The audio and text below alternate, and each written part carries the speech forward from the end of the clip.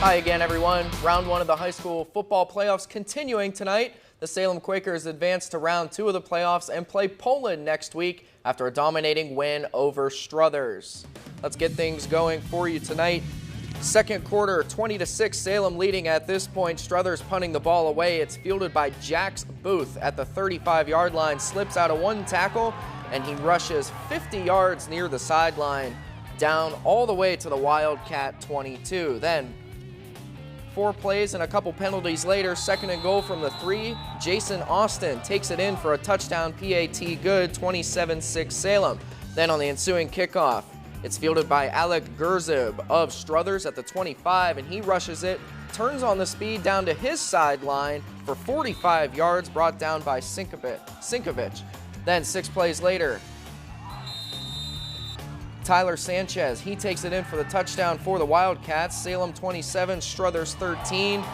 But 7 plays later, Jackson Johnson connects with Blaze Exline for a 29-yard touchdown. Struthers falls tonight 34-19. From there over to Western Reserve, where they are hosting the Columbiana Clippers. First quarter, after forcing an early 3-and-out, the Blue Devils would capitalize. 1st and 10, David Altieri takes it 35 yards for the first score of the game. Extra point was no good, 6-0 Western Reserve.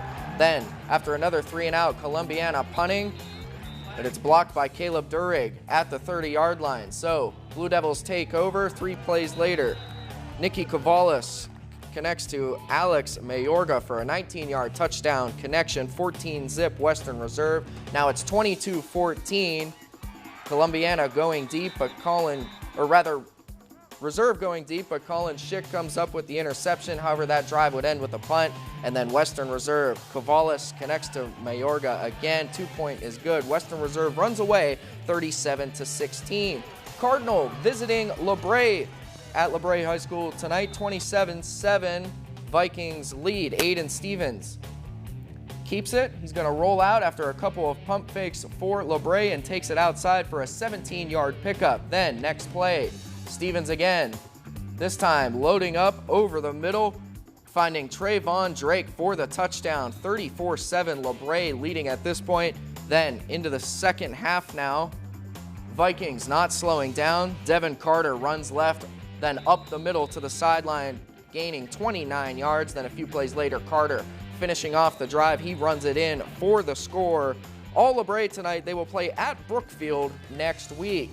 Continuing on, Wellington visiting Mineral Ridge tonight, and a nice showing by Brian Shaner's club. Joe Rossi for Ridge on the defensive side comes up with the sack, loss of 7, no score. That would force a Dukes punt. Then Shakir Perkins on the other side. Boy, has he been a playmaker this season for Mineral Ridge. Picks up 9 yards. Then a few plays later, Perkins rushes it into the end zone, slipping out of a tackle at the 10-yard line. 7-0 Ridge, capping a 5-play drive. Now, Rams back on offense. Mark Bunch finds Jalen Royal Island for the connection, one they've been making all season long, down to the 15, or gains 15, then later in the drive, Royal Island finishes it off, putting Mineral Ridge up 14-0. Again, a 5-play drive. Mineral Ridge wins big tonight, 40-8. They'll play at Creston, Norway next weekend. Oberlin visiting the Brookfield Warriors. First quarter, no score. Brookfield has it 1st and 10 at the Oberlin 26. Quick pitch on the outside to Tiandre Craig. Getting to the outside following his blockers, picking up 14 down to the 12. Then 2 plays later, 2nd and 8 from the 10. Hayden Gibson on the play action. Keeps around the right side and drags tacklers into the end zone. Extra point good, 7-zip Warriors. So next Brookfield drive, they have it 2nd and 10 in their own 45, and then look at Craig, this time on the counter play, finds some open grass, then gets into the sideline, but not before picking up 35 yards. Now 4th and 1 from the 11, Gibson, the quarterback draw, goes 11 yards in for the score. Warriors up 14-0 there. All Brookfield tonight, they win 55-22. Woodridge visiting Arrowhead Stadium in the Girard Indians tonight, right before halftime. Girard is up 21-14, 1st and 10 from the 19. Tyler Maddox up the middle for a 17-yard gain. Then that would set up this play. Andrew Del Garbino Hard to see, but he does get over the goal line for the touchdown. So after halftime, they led 24-18. Then first possession for Woodridge. 3rd and 2 from the 47 up the middle, but a fumble and the ball is loose. Tristan Valley recovers and Girard takes over. Of course, they're fired up there. Then following the fumble, 1st and 10 from their own 42. Del Garbino with the quarterback keeper. He can do it through the air, can do it on the ground as well before being pushed into the sideline. Then 3 plays later, Del Garbino again. We've seen that before. Girard wins tonight 41-21. They'll play CONNEAUT Fulton North next week.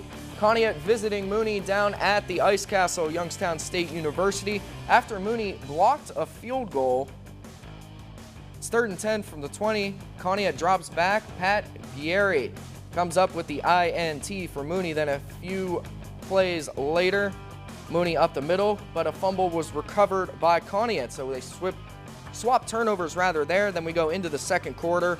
2nd and 7 from their own 47. AJ Pecchia sweep right.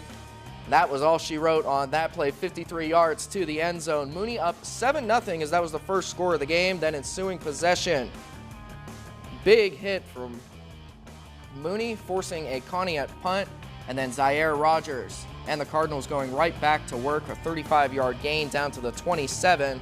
Then 3 plays later, Gieri to Ty Riali into the end zone for a touchdown. Extra point no good, but Mooney wins big tonight, 44-7. They'll play Garrettsville Garfield next week.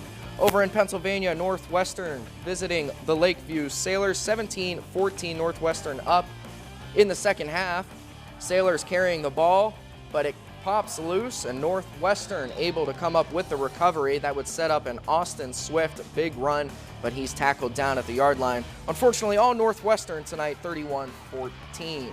Elsewhere, Liberty falls in triple overtime in a heartbreaker to Warrensville Heights, 12-6. St. Thomas Aquinas all over Newton Falls, 48-zip tonight. Beaver Local over Minerva, 53-14. And then East Liverpool, a big win against Gilmore Academy, 41-14. East Palestine getting the 15-14 win. Camel falling to Hillsdale, 51-zip. And then over in Pennsylvania, regular season, Wilmington wins a close one against Farrell, 21-20. So that wraps up round 1, Caroline. Those highlights can be found on WFMJ.com.